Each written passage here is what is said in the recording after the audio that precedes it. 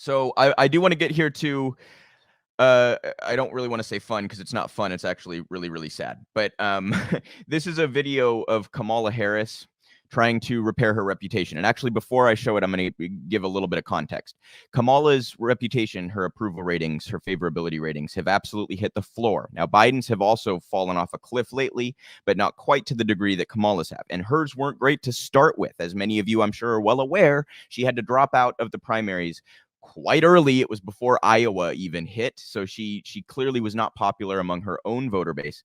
And she has continued to go downhill from there. So even Democrats are starting to recognize this, whether they themselves like Kamala or not. They're starting to recognize that she's a problem for the party. And I just find it overwhelmingly hilarious because the media and the Democratic establishment so forced her down our throat. It was not a logical pick in any way, shape, or form for VP, you guys. She's from California, which the Democrats were going to win anyway. Sometimes you pick a VP from a swing state to try to win a key state, right? She's from California, okay? She's not popular, and the Democrats know that because they just ran her in that primary. She was from a state that once she won that Senate seat, she wasn't going to lose it because California is so deep blue. So there was all of the evidence suggested that she's not a good politician. And I mean that objectively. Like, the more she's in the public, the less people like her, kind of a thing. It's not just my subjective opinion, which I obviously think she's an awful politician. She feels about as fake as anybody. Every line feels like it was calculated and recited, and it feels like it's trying to play to an audience. It just feels so fabricated. And but that's just me. I'm speaking objectively here. Like, the more she's in the public spotlight, the less people think of her. That's the definition of a bad politician. And the Democrats are starting to recognize this. So it's very clear that she has hired consultants and brought people onto her staff who do, like, PR and crisis management and reputation repair and all this shit. So this is a clear effort to put her in the public spotlight in a way that is cute and relatable and all this, whatever. It's just cringy beyond cringy, you guys. I haven't seen this level of fakeness and cliche and platitude ridden nonsense, fatuous nonsense since Hillary Clinton ran for president. That's the last time I saw this degree of this sort of I don't know, just fake everything. So we'll watch this clip. This is only a couple minutes. I know it's like torture to watch this shit, but this is Kamala sitting down with what turned out to be child actors to talk about space exploration and her advice to them. And you guys, seriously, like, if you can find me a more hollow clip where someone says more words without saying a damn thing, I would be stunned. This is just remarkable in the worst kind of way. Welcome, you guys. Thank you so much. Welcome. Ready to start? Okay, go. So, I may not always be fast to take my parents' advice, but what is the best advice your parents have given you that perhaps you can share with us today? You know, one of the most important pieces of advice that I can offer you guys, and I want you to really remember this: never let anybody tell you who you are. You tell them who you are. Never let anybody suggest to you that you are what they think you should be. You tell them who you are and who you know you are and what you intend to be. Got that? Yes. Yeah. All right. I got more advice. You just let me know. So what is the most surprising thing you found about being vice president? There have been a lot of things because I've never been vice president before. So there are many new things. But I'll tell you one of the things that I'm really excited about, and one of the reasons for our visit and the time we're going to spend time together today is the Space Council. My mom was a scientist, so she would take us to the lab with her, like on the weekends and after school, because she had to work long hours. And I just love the idea of exploring the unknown. And then there's other things that we just haven't figured out or discovered yet. To think about so much that's out there that we still have to learn. Like, I love that. I love that. And so I'm very excited about the Space Council. We're going to learn so much as we increasingly, I think, are curious and interested in the potential for the discoveries and the work we can do in space. So that's one of the things I'm most excited about.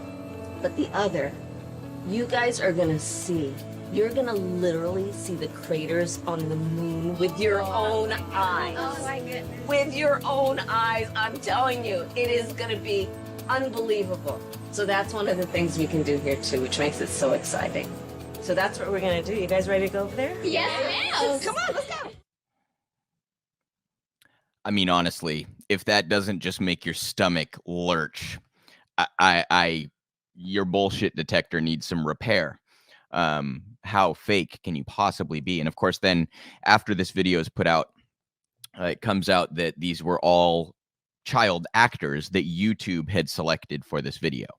And their response was that they're proud of the video. So it was just so, you know, all this stuff is staged, but that's like next level staged. Like, you couldn't go find 5 kids that happened to be interested in space to do this video. You had to go find child actors to make it as fake as all could be.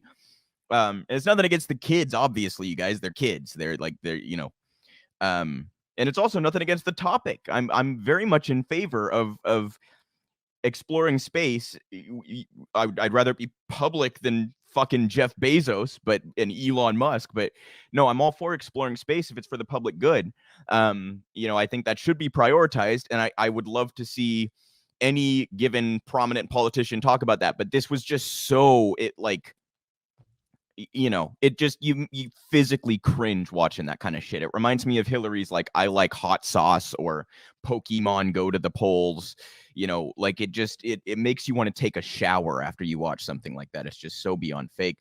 But the reason I wanted to cover it, it's obviously not substantive, is it is just an indication of how concerned the Democrats and Kamala are about her reputation, and how she's viewed by the public. And again, it's like, to anyone who was paying attention during the primary, this is obvious and this is not surprising at all. And this is what would have been predicted. But I think that the Democrats are so in a bubble that they genuinely thought that she was going to be liked. And I also have to say, it's pretty obvious that she was used as a token. And I find that kind of offensive in and of itself. There were plenty of qualified. You want a black woman? Go get Nina Turner. So there's certainly I think they thought that they needed to pick a woman of color for VP, and that, led them in part to Kamala. But she's just, there are so many better candidates than that to me, that makes it insulting. It as though all women of color are as fake as Kamala. That it's a little bit insulting. You know what I mean? And she's just not lived up to whatever degree of hope they had for her in terms of her reputation and helping the reputation or view of the Biden administration. Go look at any poll. And, again, not at all surprising to anybody paying slightest modicum of attention, but the Democratic Party clearly is more intent on, sort of forcing their views into reality than paying any attention to what the voters actually want. And this Kamala fit the bill. She's not progressive. It was laughable to see during the primary that she was touted as a progressive. I remember that study going around that tried to claim she was the most progressive senator since she took office in the Senate. I mean, it's laughable. It's utterly laughable. And it's pretty clear that she has towed that centrist line, that incrementalist line, that the do nothing approach and hide behind Manchin and Sinema approach, that the Biden administration as a whole have embraced. So anyway, just wanted to show you guys that cringe video and talk about what it means in the bigger picture in terms of Democrats starting to realize, oh shit, we're probably in trouble in the midterms and in 2024. And I think that is the case, by the way. I think they're going to lose the House. I think they're going to more than likely lose the Senate. And I think they're going to have a hell of a time holding on to the White House in 2024. So we'll, and this is part of the argument with the reconciliation bill, by the way, you guys, which we're about to dive into a little bit here, that part of why it's so important to get something is that it's overwhelmingly likely that they're going to lose. So the progressives don't have any leverage in a Republican House or a Republican Senate. And despite our, on the left, disappointment in their lack of use of that leverage, they do have it currently. So we need to fight like hell to get whatever we can in terms of addressing the climate and creating jobs and some of the better provisions that exist in that reconciliation bill about like expanding healthcare, expanding education, and access to tuition-free community college effectively, things like that.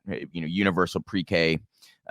These are all good provisions, you guys, and we really should fight like hell for them, because it's overwhelmingly likely that we're going to have absolutely no chance of passing them for years. Anyhow, so to dive in.